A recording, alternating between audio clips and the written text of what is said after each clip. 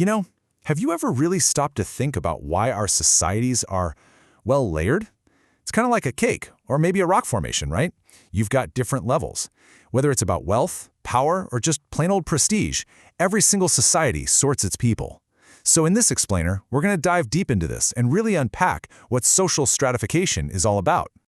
Okay, so here's the game plan. First up, we'll explain what these layers actually are. Then, we're going to put two major systems head-to-head, caste versus class. We'll also do a deep dive into the Indian caste system, look at how people can climb that social ladder, and wrap it all up by connecting it to something that affects every single one of us, our health. All right, let's kick things off with the big question. What in the world is social stratification? Let's get right to it. So, at its heart, social stratification is just a ranking system. It's how a society slices and dices its people into a hierarchy, into those layers we were talking about, or strata, as the sociologists call them. And this isn't random, not at all. It's all based on a mix of things like your income, your education, your race, and how much power you have.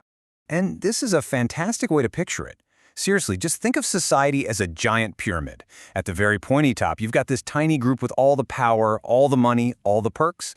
But as you go down, the layers get wider, right? More people, but less access to all that good stuff.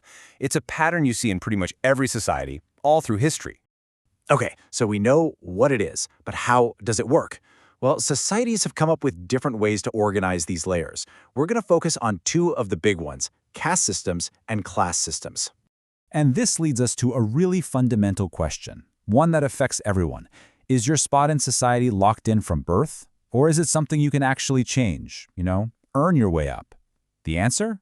Well, it really depends on the system. This really breaks it down for us. On one side, you've got the caste system. Think of it as a closed system. Your status is ascribed. Fancy word, but it just means you're born into it, and that's that. Moving up is basically off the table. Then, on the other side, you have the class system. This is an open system. Here, your status is achieved. It's based on what you do, your hard work, your education, your career. And in this system, moving between classes is, at least in theory, possible. So, to get a real feel for how one of these closed systems works, let's zoom in and look at a powerful example, one of the oldest and most intricate in history, the Indian caste system. Interestingly, the word caste actually comes from the Portuguese word casta, which means something like breed or race. And that kind of gets right to the point, doesn't it? A caste is a group you are born into. It's hereditary, passed down from your parents, and it's also typically endogamous. That's a really important word here. It just means you're expected to marry someone from your own caste, which keeps the system rigid. So where did a system this long-lasting even come from? Honestly, there's no simple answer. It's a bit of a historical puzzle. Some theories point to ideas about people's inherent qualities, others to racial divisions after ancient migrations. Some say it was a political tool to keep people in power, while others think it just grew out of how jobs were divided up. The real answer is probably a messy mix of all of these, something that developed slowly over a very long time. And historically, the rules of this system were crystal clear. It was the super rigid hierarchy, both social and religious, with the Brahmin caste at the very top. Your status? Yep, fixed at birth. It dictated everything, even who you could share a meal with or talk to. And again, that rule about marriage, endogamy, was a huge part of it, keeping everything locked in place. Now, if you look at this from a purely academic, sociological standpoint, some have argued that the system did have some functions. It created a kind of social order and stability. It also meant that specialized skills got passed down from one generation to the next. But, and this is a huge but, the downsides are just staggering and undeniable. We're talking about deep inequality, making it almost impossible for people to improve their lot in life, and it fueled the kind of discrimination and prejudice that we still see echoes of today. Okay, so we've seen how a closed system tries to stop movement, but what about the open ones, like the class system? How do they work? Well, this brings us to a super important idea, social mobility. This picture of a ladder is the perfect way to think about it. In an open system, the rungs aren't broken. The layers aren't sealed off. You have the potential to move up and down that ladder. Now, it's key to remember that just because it's possible doesn't mean it's easy. But that potential for movement, that's social mobility.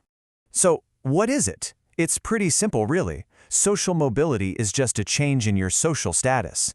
And it doesn't just happen to one person. It can happen to whole families or even big groups of people as they shift from one social layer to another over time. And we can actually slice this into two types. First, there's intergenerational mobility. Inter means between. So this is about change between generations. Think about a classic story, the daughter of a coal miner who goes on to become a brain surgeon.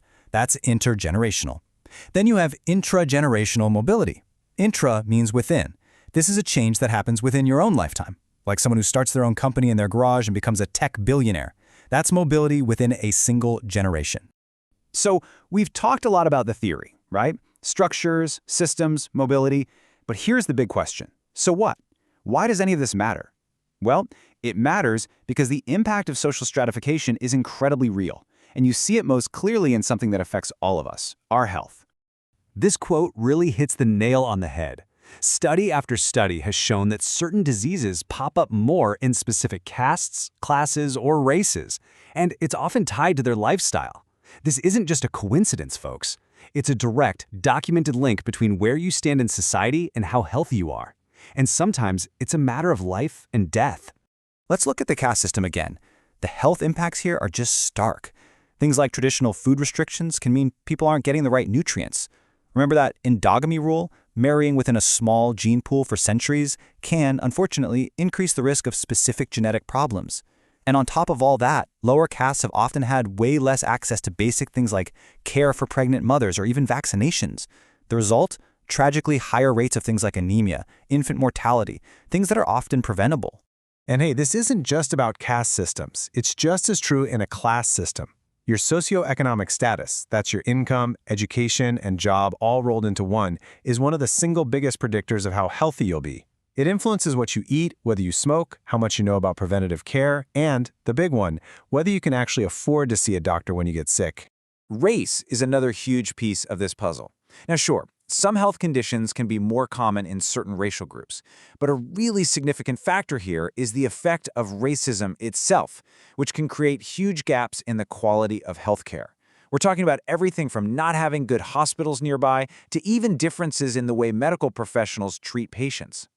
So here's the bottom line. Social stratification isn't just some dusty, abstract idea in a textbook. It's real. Your position in society doesn't just shape your bank account or your job title. It literally shapes your body. It shapes your health. It shapes your life. And that brings us to one last thing to think about, a really big question. If our personal health is so deeply connected to our place in society, what does that say about the health of society itself?